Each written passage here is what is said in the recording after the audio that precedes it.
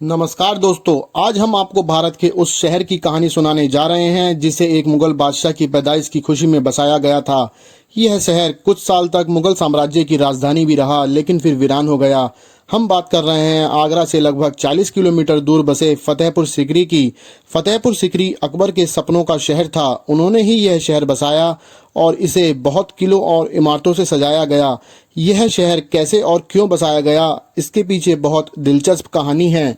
इस शहर के बसने से लेकर इसके वीरान होने तक की पूरी कहानी हम आपको आज की इस वीडियो में बताएंगे। तो चलिए बिना देर किए शुरू करते हैं।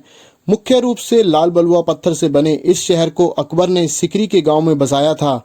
इस गांव के बारे में एक कहानी बहुत मशहूर है कि अकबर ने काफी पहले इसके दादा बाबर ने इस गांव का नाम शुक्रिया रखा था, क्योंकि यहाँ के लोगों ने खानवा की लड़ाई में राणा संग्राम सिंह के खिलाफ बाबर की मदद की थी। इसलिए बाबर ने उन लोगों को धन्यवाद देने के लिए इस गांव का नाम शुक्रिया रखा और इसी के बाद में इसे सुकरी कहा जाने लगा। इसी सुकरी गांव में सूफी संत चिश्ती रहते थे। अकबर की इनमें बहुत आस्था थी। अकबर अपने मुगल वंश को आगे बढ़ाने के लिए एक पुत्र चाहता था। इसके लिए उसने यहाँ आकर सलीम चिश्ती से पुत्र प्राप्ति के लिए प्रार्थना की। इसके बाद राजपूत पत्नी जोधाबाई गर्भवती हो गई। जब प्रसव का समय निकट आया तो जोधाबाई को शेख सलीम चिश्ती की कुटिया में लाया गया और यहीं पर अकबर के पुत्र का जन्म हुआ। शेख के नाम पर ही अकबर ने बेटे का नाम सलीम रखा, जो बाद में चलकर जहांगीर बन गया। और अपने बेटे की जन्म की खुशी में अकबर ने अपनी राजधानी को आगरा से सिकरी लाने का फैसला किया।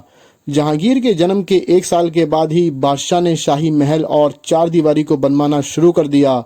1573 में गुजरात विजय के बाद इस शहर को फतेहपुर सिकरी नाम दिया गया। हालांकि शहर का पूरा नाम फतेहाबाद हुआ करता था, जिसे बादशाह अकबर ने ही दिया था। इस नाम का मतलब है जीत का शहर।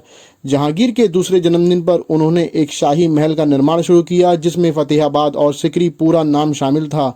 इस तरह फतेहाबाद और सिकरी मिलकर फतेहपुर सिकरी कर दिया गया।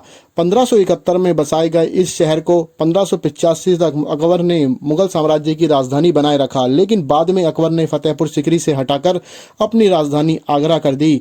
इसकी सबसे बड़ी जो थी वो पानी की ज़रूरत थी, क्योंकि फतेहपुर सिकरी में पानी की ज़रूरत पूरी नहीं होती थी और अकबर ने इसलिए इसको छोड़ दिया। कुछ इतिहासकारों का कहना है कि बादशाह को इस शहर में रुचि कम हो गई थी, इसलिए उन्होंने अपनी राजधानी को बदल दिया। जब फतेहपुर सिकरी की बात होती है तो हमारे दिमाग में सबसे पहले बुलंद दरवाजे का नाम आता है।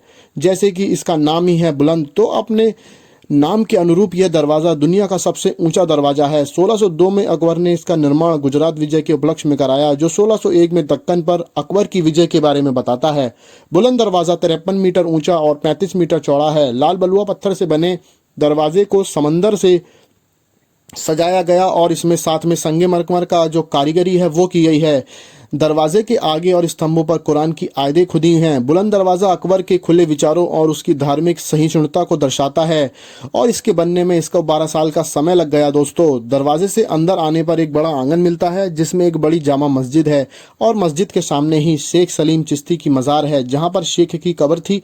अकबर ने वहीं पर सफ़ेद संगमरमर से एक खूबसूरत मकबरा बनवा दिया तथा लाल बलुआ पत्थर से बनी इमारत के बीच यह मकबरा सफ़ेद मोती की तरह चमकता है।